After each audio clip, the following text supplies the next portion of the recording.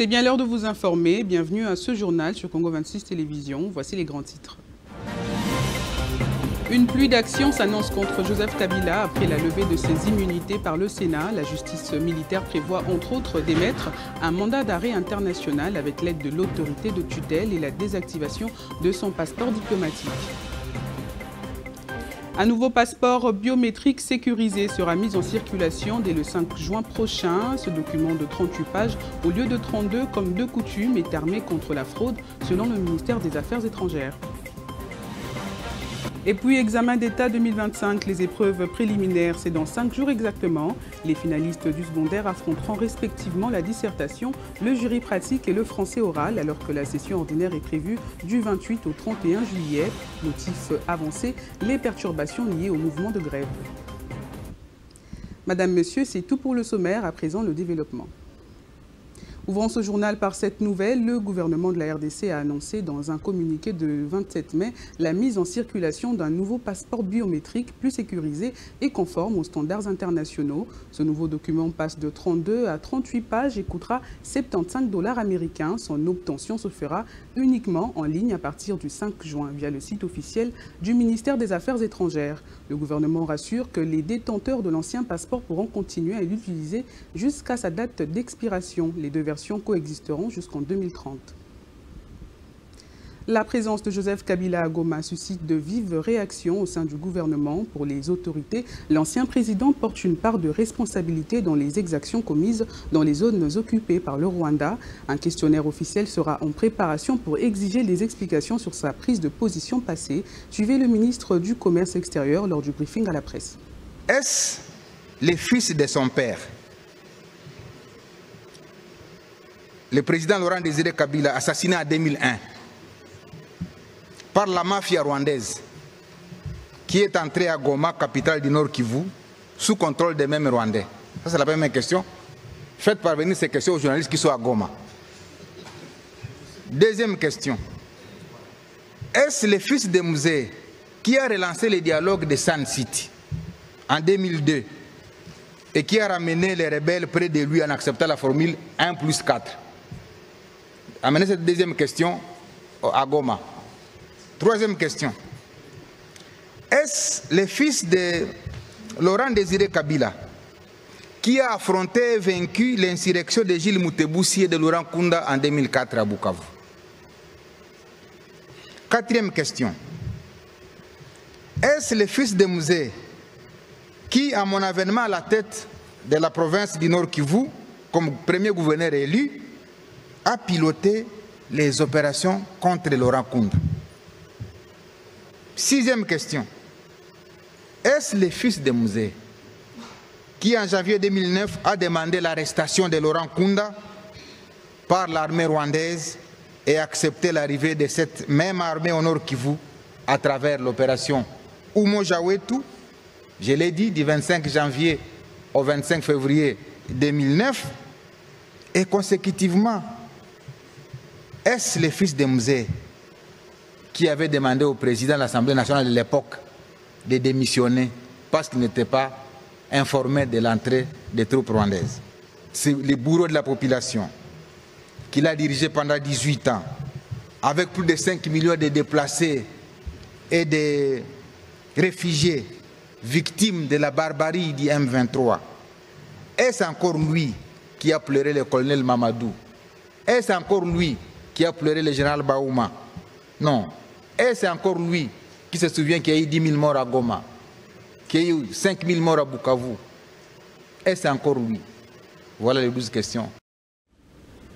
Après la levée des immunités de Joseph Kabila en qualité de sénateur à vie, la justice militaire prévoit d'amorcer une série d'initiatives en vue de mettre la main sur ce dernier.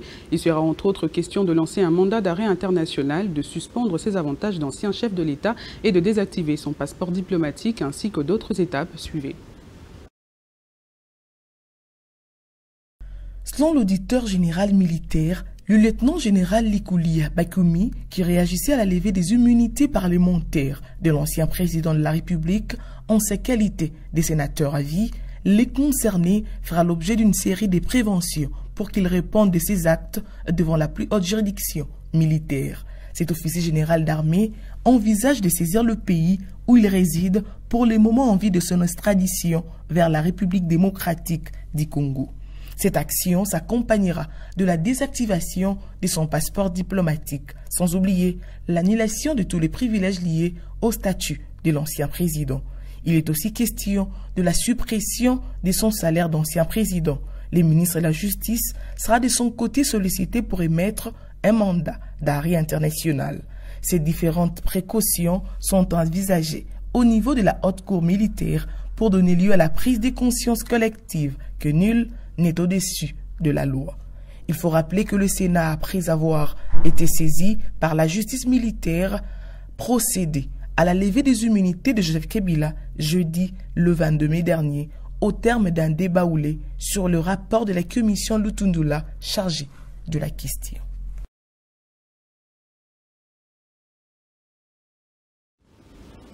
Les épreuves hors session de l'examen d'État 2025 débuteront ce lundi 2 juin sur toute l'étendue de la RDC.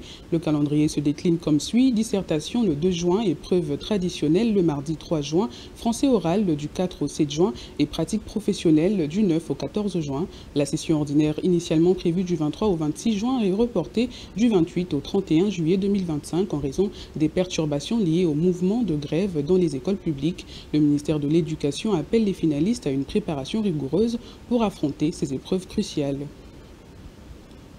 Le Sénat, sous la conduite de Jean-Michel Samaloukonde, a voté mardi 27 mai par appel nominal et sans débat deux lois importantes qui portent notamment sur la ratification de l'ordonnance du 10 février 2025 relative à la Convention sur l'enseignement professionnel et sur les principes fondamentaux relatifs à la culture et aux arts en République démocratique du Congo. Sur les 109 sénateurs, 77 ont pris part au vote avec 74 voix pour et 2 abstentions. La première loi autorise la ratification par la RDC de la Convention sur l'enseignement technique et professionnel signée à Paris le 10 décembre 1989. La seconde loi concerne les principes fondamentaux relatifs à la culture et aux arts en République démocratique du Congo. Ces projets de loi ont déjà été soumis à une seconde lecture à la Chambre basse. Voici les résultats du vote pour le projet de loi portant principes fondamentaux relatifs à la culture et aux arts en République démocratique du Congo. Sur 109 membres qui composent le Sénat, 76 membres ont pris part au vote, 74 membres ont voté oui, aucun n'a voté non, 2 membres ont voté abstention. En conséquence, le Sénat vote le projet de loi portant ratification de l'ordonnance loi numéro 25/030. Au cours de la plénière, le ministre Marc Ekila a présenté l'ordonnance loi numéro 25/026, soulignant que cette convention vise à renforcer la coopération internationale dans les domaines de l'enseignement technique et professionnel. De son côté, Yolande Elébé, ministre de la Culture, a défendu l'ordonnance loi numéro 25/030 en précisant qu'elle répond aux normes internationales tout en valorisant l'identité culturelle de la RDC. Elle a insisté sur l'importance d'un cadre législatif.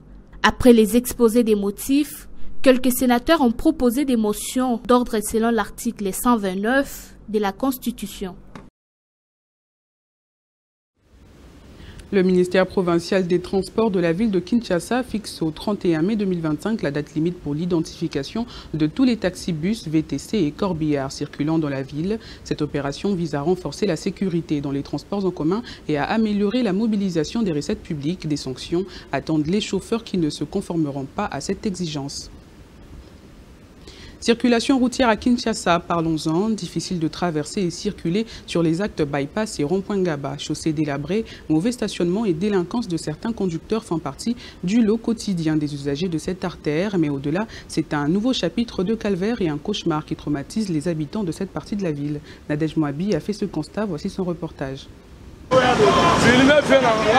Ces scénarios quotidiens s'y déroulent sur bypass, de part et d'autre en direction de Rwanda, où de files interminables de véhicules, motos, camions, poids lourds, avançant au ralenti. De personnes obligées de cafouiller à pied sont visibles sur cette artère, l'une des principales de la capitale. Kinshasa faisant jonction ici avec l'avenue Université, triste réalité alors que des centaines de milliers de personnes doivent joindre leurs lieux professionnels, campus et diverses autres occupations quotidiennes. Une confusion accentuée par la présence de camions poids lourds, pourtant interdits de circuler pendant la journée. En tout cas, ministre Nabiso, makambo asali oyo fale pena longola makambo po biso toliaka na mituka soki mituka oyo esala te biso pe moya tolia eza te ebongi pena nde balongola makambo balobaki ke mituka etambola na butu moya etambola butu eza te seke mituka fo etambola na moi kati la biso air bien si me banzela eza bien te soko zwi nzela kaka olongwa sous région poko marron point awa eza mabulu ebele siko so tali ke biso pe tozoleka na ba oyo bale batambusaka ba transport babelelaka. Un peu embouteillage pour la banzela. Entre-temps, certains usagers de cette voie publique estiment que les vraies causes des embouteillages à ces carrefours sont plutôt à trouver dans la dégradation de la voirie urbaine de manière générale et l'absence de parking. Avoir posé à biso ba kakoto. Nati parament des abongo, on a un problème à parking. Nous avons un problème à parking.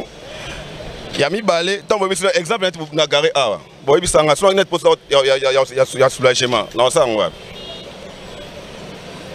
Yami ça tout. Boy si soto ma 22h, ba kamni kota 22h. Nanzela ni mama na ngai. Mais quand on entend sa image nous on attend ma boulou na eza place wana. Et que yam bouteillage était. Face à cette réalité, il y a urgence d'en proposer une recette efficace pouvant résoudre la problématique de fluidité de la circulation routière dans la partie nord-est de Kinshasa.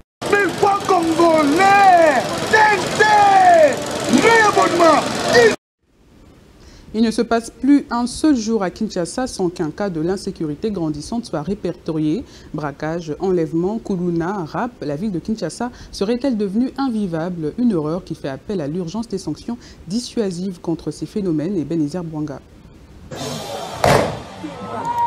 Braquage, enlèvement, rap, Kuluna, assassinat, Kinshasa passe pour ce coin de la planète où l'insécurité est le partage de plus de 13 millions d'âmes.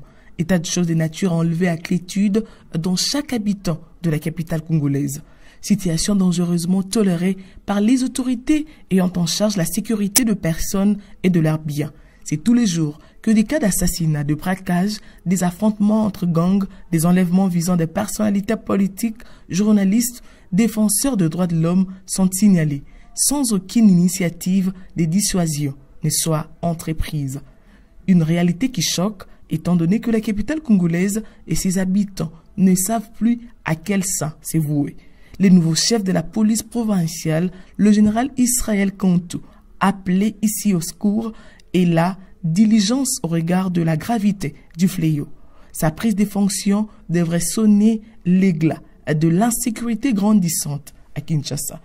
Il n'est plus un secret pour personne que le boom démographique qui connaît la ville nécessite également de mesures efficaces pour protéger la population, confrontée à de sérieux problèmes de mobilité la journée et l'obscurité la nuit.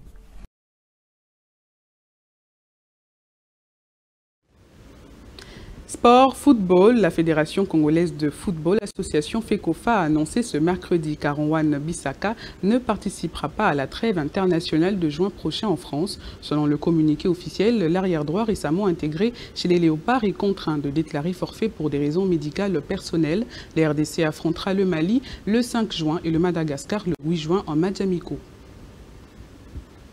Ce 28 mai, l'histoire s'écrit pour Cédric Bakambu et le Betis Séville. Pour la première fois, le club andalou atteint une finale européenne et c'est face à Chelsea que tout va se jouer. En Ligue Europa Conférence au stade municipal en Pologne. Meilleur buteur du Betis avec cette réalisation, Bakambu porte l'espoir de toute une nation ce soir. Il pourrait ajouter une ligne de prestige à son palmarès et offrir un moment inoubliable à ses supporters. C'est la fin de cette édition. Revoici ses principaux titres. Une pluie d'actions s'annonce contre Joseph Kabila après la levée de ses immunités par le Sénat. La justice militaire prévoit entre autres d'émettre un mandat d'arrêt international avec l'aide de l'autorité de tutelle et la désactivation de son passeport diplomatique. Un nouveau passeport biométrique sécurisé sera mis en circulation dès le 5 juin prochain. Ce document de 38 pages au lieu de 32, comme de coutume, est armé contre la fraude selon le ministère des Affaires étrangères. Et puis, examen d'État 2025, les épreuves préliminaires, c'est dans 5 jours exactement. Les finalistes du secondaire affronteront respectivement la dissertation, le jury pratique et le français oral, alors que la session ordinaire est prévue du 28 au 31 juillet prochain. Motif avancé, les perturbations liées au mouvement de grève. Excellente suite de programme sur la chaîne de l'Unité nationale.